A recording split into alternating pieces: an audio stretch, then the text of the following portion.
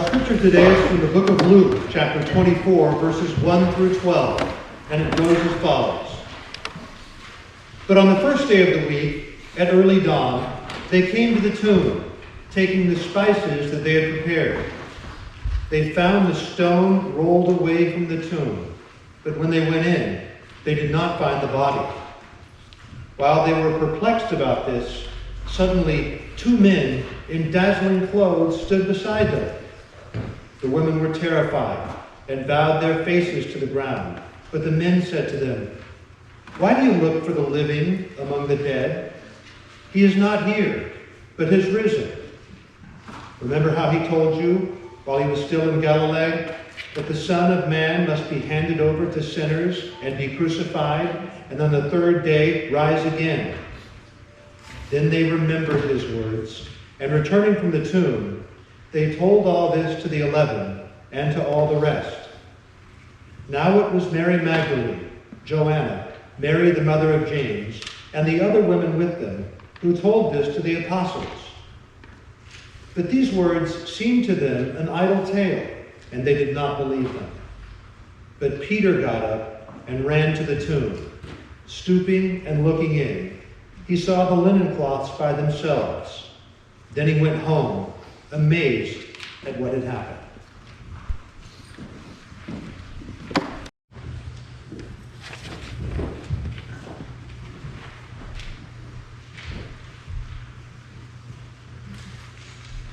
Good morning. So some of us might not know this tradition, but it was a tradition going all the way back to the early church to tell jokes on Easter morning to make fun of the idea that Christ could have been overcome by death and evil.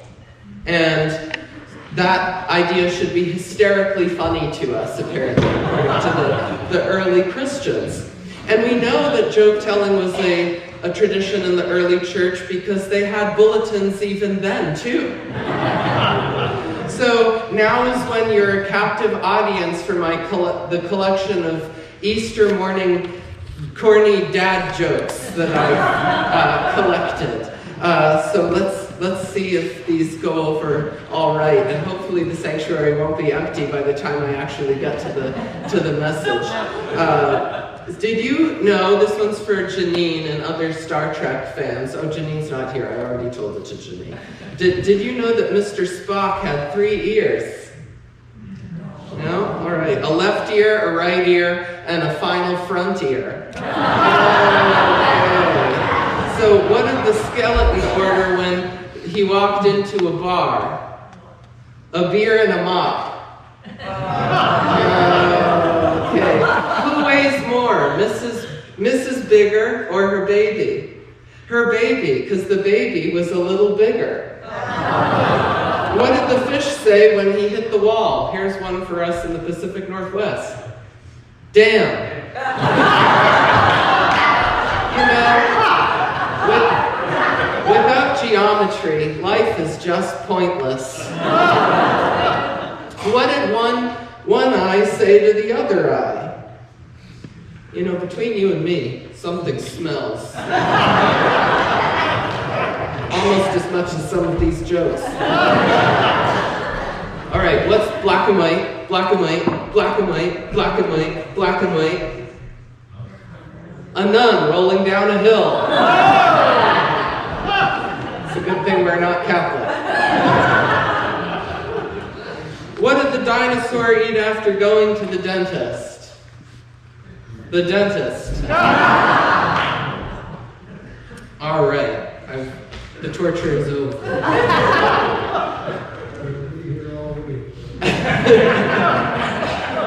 So this morning we do hear about the resurrection account.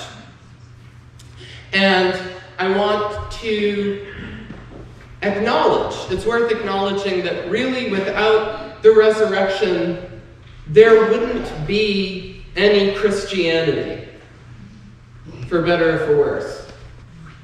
There wouldn't be any Christianity. Without the resurrection, we wouldn't be gathered here today, thousands of years later. We wouldn't be here. So I want to explore the question, what are we doing here this morning? And what does it mean to be a Christian anyway?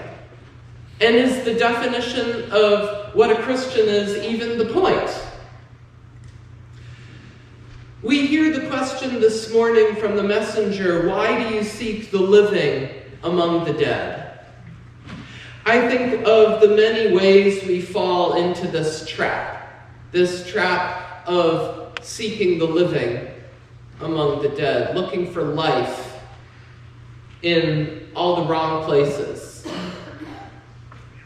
And I remember a story that illustrates this of a young man I knew from a past church of mine who went looking for Christ in a particular church. And this young man called me up when they were in college. They'd been through my confirmation program.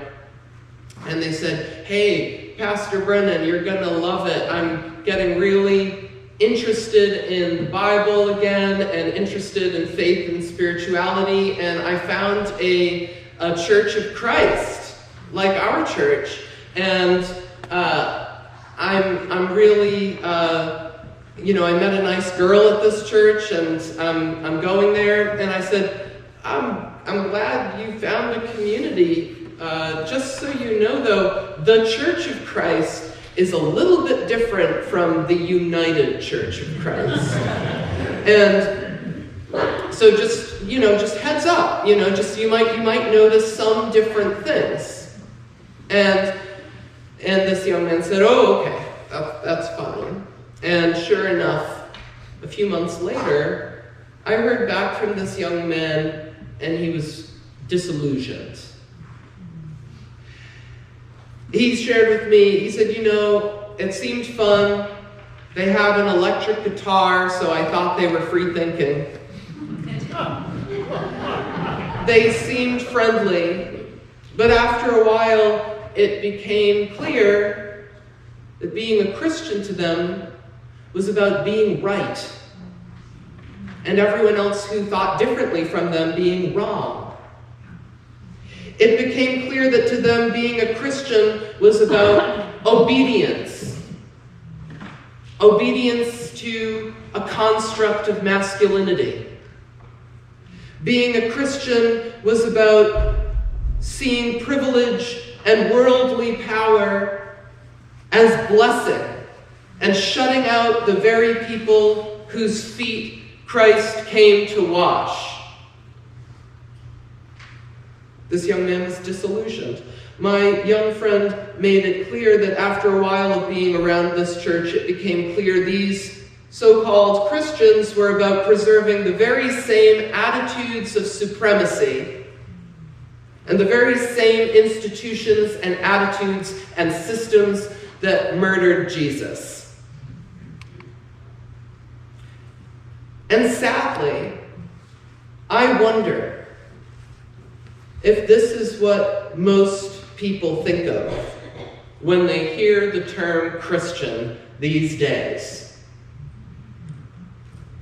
Even in our own community, even among this congregation, I hear some of you and others share with me that we're either afraid to tell people that we're Christian, or we don't feel comfortable with the term at all. Or if we do call ourselves a Christian, we have to say it and then offer this long disclaimer about all the things that we're not and all the forms of bigotry and small-mindedness that we are not. Ironic. And I can relate to this as well, of course. But the point of Easter, the reason why we gather, isn't to remind each other that religion is alive in the world. As we gather here this morning celebrating the event of Easter, we're not saying religion is alive. That's not what we're saying.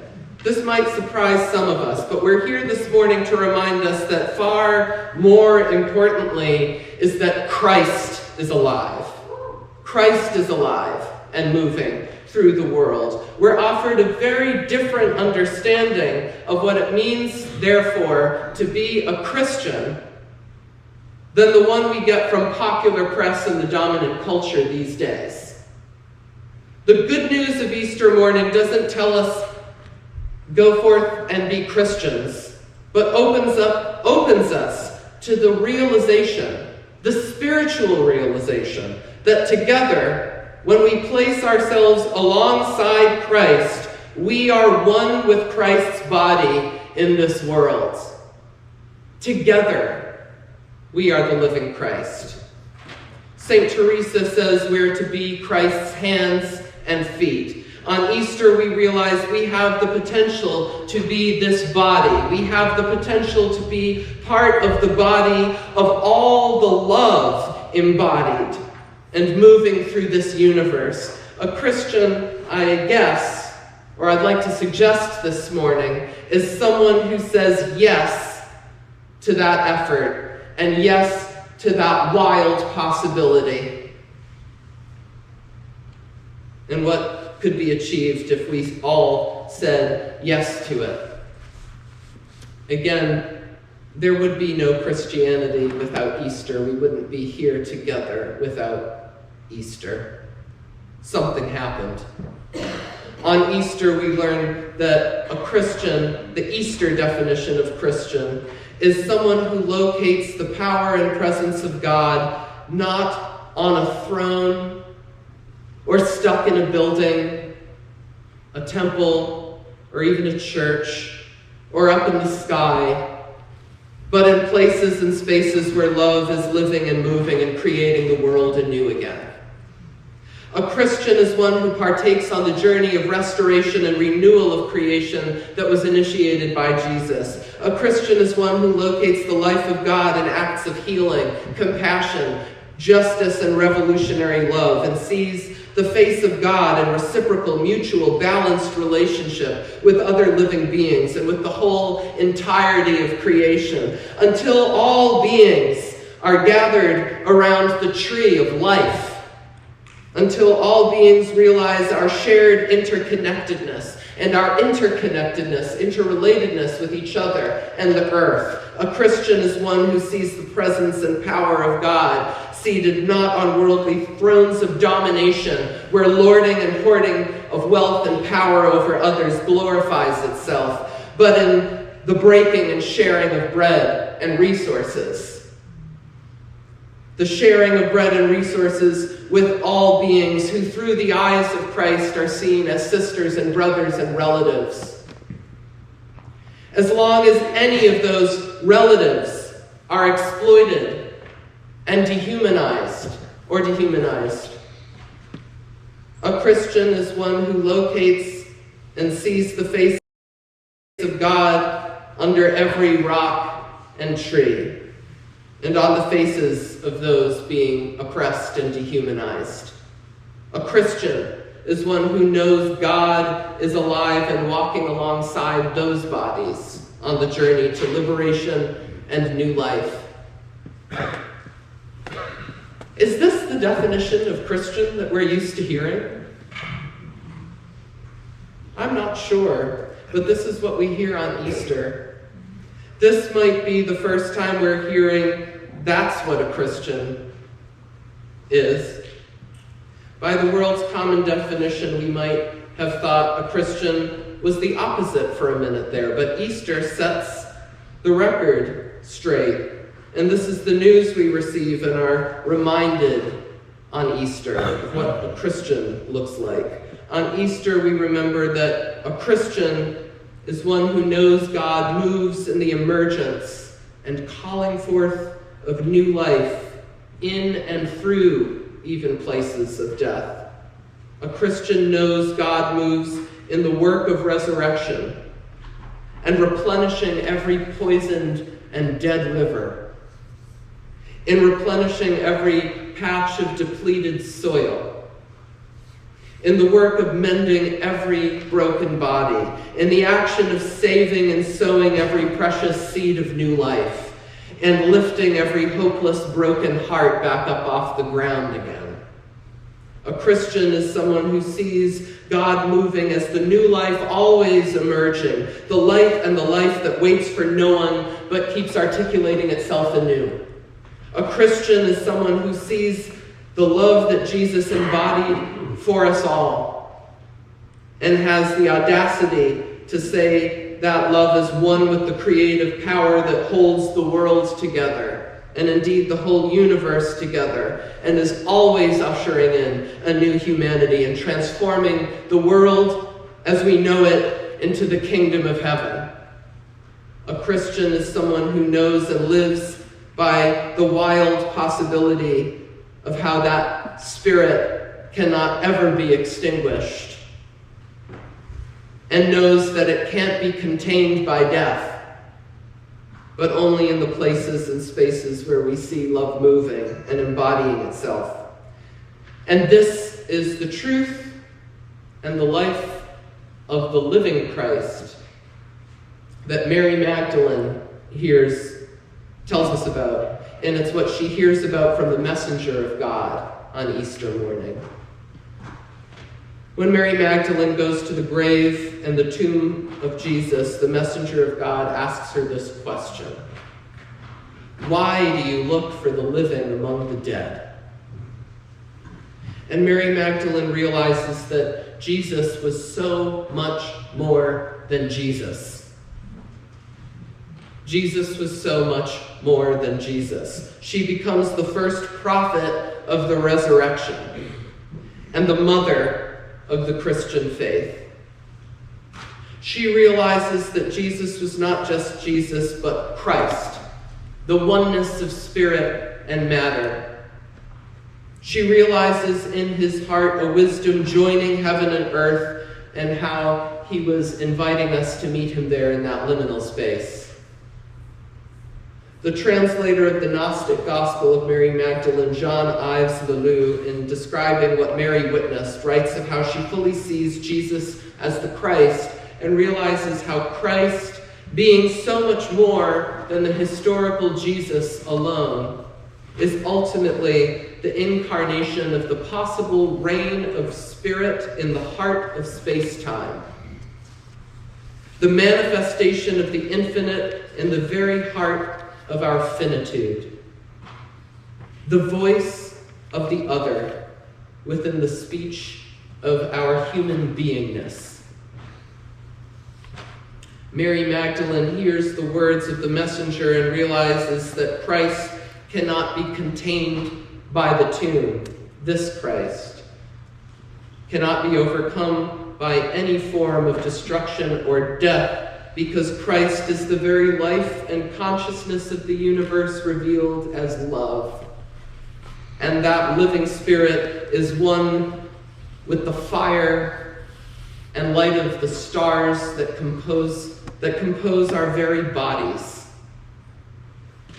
and is constantly reshaping and remaking the world.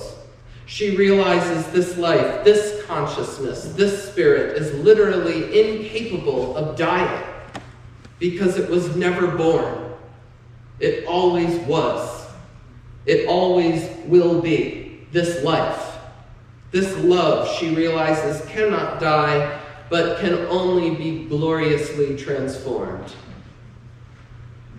And so she realizes how this life includes all of us. Indeed, it includes the entire web of life. This is the message that Mary Magdalene hears from the angel. This is the Easter enlightenment that makes her the first prophet of resurrection, and the first Christian, I guess we could say. On Easter, she brings us the same message. We hear it 2,000 years later. Why do you seek the living among the dead? The Easter message that Mary Magdalene brings to us does not tell of a Jesus resurrected to sit on a throne in the sky. but a Christ that lives as all of us, saying yes to the resurrection of that life, living within and through all of us, through our actions. And those are the Christians that the world still needs. The world will always need Christians like that. And no matter what they're called, there always will be Christians like that. That's not what we might hear of a Christian being again in popular press or the dominant culture, but the world still needs Christians like that. And that's the message still relevant for us today, and the one we need to hear over and over again. So whether you're here every Sunday or this is your biannual trip to church, I'm glad you're here today. Now more than ever, our world needs to hear this question: why do you seek the living among the dead? We hear a lot of people sounding like Mahatma Gandhi today when he said, I like your Christ, but I'm not so sure I like your Christians. Your Christians are often so unlike your Christ. To those who feel this way, those of us hearing the news this morning have a responsibility, not through our words, but through our actions. Ask the world. Ask those people who've lost hope, why do you seek the living among the dead? To the multitudes calling themselves spiritual but not religious, having divested from organized religion for a lot of actually Christ-like reasons. Through our actions, those of us here today have the responsibility to ask, again, through our actions, why do you seek the living among the dead? Our book study group recently read the book, Do I Stay a Christian?, which addresses the heartbroken disappointment many have with the association the name Christian has gained.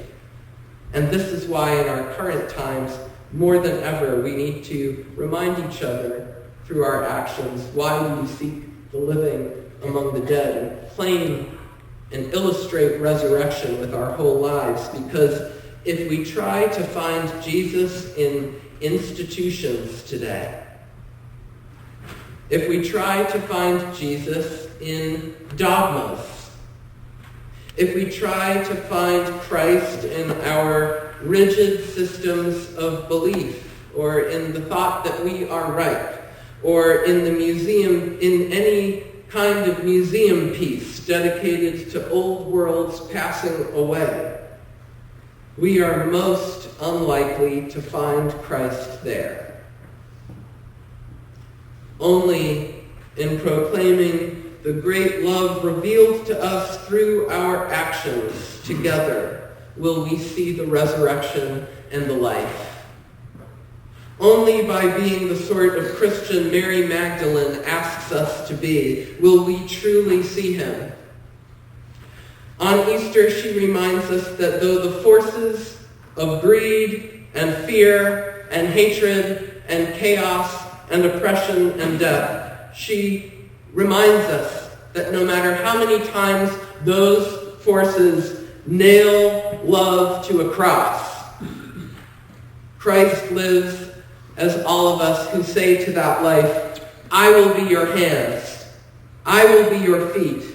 Make our collective heartbeat, with all of our hands joining together, your drum beating a new world into being.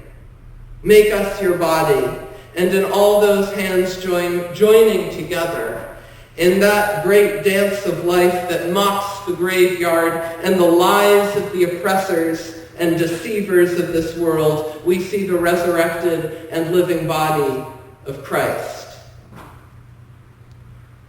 And all those who through their actions ask the question, why do you seek the living among the dead? We see the true Christians. And so on Easter, we get together and we remind each other and we remember the world still needs Christians like that. And so we show up for each other every year, even if we only come on Easter. We remind each other to volunteer our hands, to volunteer our feet, to volunteer our hearts and our voices, joining together in the song of resurrection. And so let's rise and sing our song.